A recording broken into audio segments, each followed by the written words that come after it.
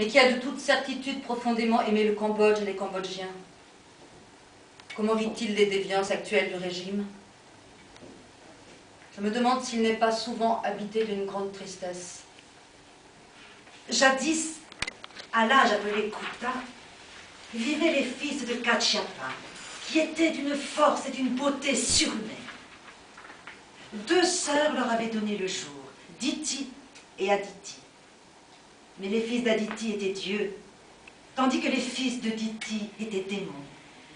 Un jour, qu'ils étaient réunis en conseil pour chercher un moyen de se soustraire à la vieillesse et à la mort, ils décidèrent de cueillir toutes ces plantes des bois que l'on nomme des simples, de les jeter dans la mer de lait et ensuite de barater la mer. Il en résulterait un magique breuvage qui vaincrait la mort et les rendrait à jamais vigoureux et beaux. Ils firent donc une baratte avec une montagne, une corde avec le grand serpent sacré Vasuki, et se mirent à baratter sans trêve. Bientôt des eaux remuées sortirent les apsaras, danseuses et courtisanes célestes qui étaient d'une incomparable beauté. Elles devinrent les femmes des demi-dieux Gandharva et donnèrent naissance à la race des singes.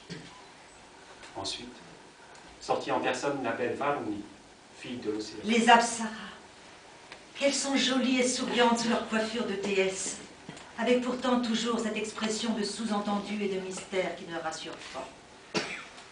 Toutes celles que l'on peut atteindre en passant ont été si souvent caressées au cours des siècles que leurs belles gorges nues luisent comme sous un vernis.